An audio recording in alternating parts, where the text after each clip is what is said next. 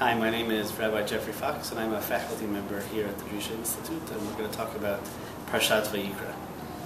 When we begin to enter into the world of Parashat Vayikra, we enter into a whole new universe.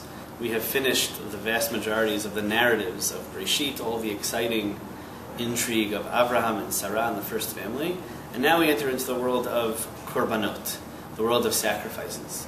And there really is a core debate, a fundamental struggle amongst the medieval Parshanim, amongst the Rishonim, as to what is the role of Korbanot in general, and particularly in the lives of the Jewish people. How are we supposed to understand what it means to sacrifice animals? Quite famously, Maimonides, in the Guide of the Perplexed, towards the end of Book 3, talks about Korbanot and the whole system of the Mishkan and the Mikdash as, in some sense, a consolation to the Jewish people having been immersed in a society like Egypt, where there was a tremendous amount of sacrifices going on, and that Hashem turned to the Jewish people and said, you know what, let me take some of the good pieces of that cult, and we'll make it more ethical and more normal. So instead of having cultic prostitution or child sacrifice, God forbid, now we'll take animals. And we'll take even animals that were perhaps amongst the gods of the non-Jewish people, of the Egyptian culture. And Maimonides even goes so far as to say that at some point there's meant to be a development that goes beyond Korbanot.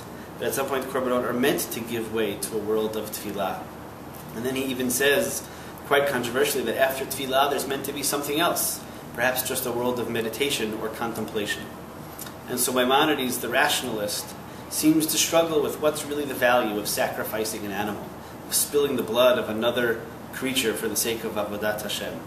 Says the Rambam that really was meant as an educational message, to help to move the Jewish people out from the idolatry of Egypt and towards a more healthy direction, towards the world of Tefillah, the world of contemplation.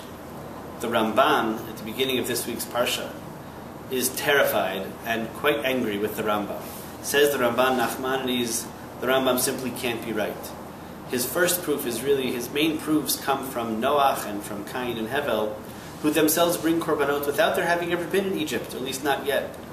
That is to say, it seems, says the Ramban, that Korbanot are a natural instinct of human beings, a natural way to reach out to HaKadosh Baruch Hu. And the Ramban goes even further in his world of Kabbalah and his world of spirituality and mysticism, that in fact the Korban, the sacrificing of the animal, is really meant to function as a replacement.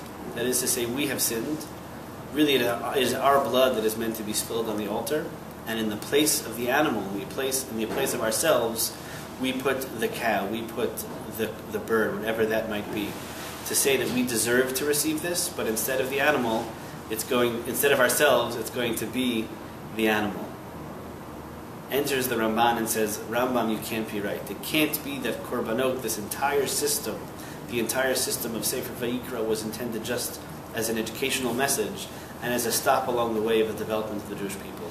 Korbanot have an essential value in and of themselves. We live in a world in which the way we treat animals is not simple. I myself call myself a struggling vegetarian. I wish someday that I could merit to be a vegetarian, and yet I enjoy my cholent too much. But the Ramban here is saying that there's something about the way we relate to animals that we're meant to use them in this way in our worship. Says Maimonides, maybe there's a sense in which we're meant to get to a different type of vision, where we no longer feel the need to sacrifice animals, or perhaps even the need to consume animals. Rav Kook, in his Chazon Hatzim Choniyut, in his vision of what it means to be a world of almost like Gan Eden, a world of vegetarianism, takes this to the next step.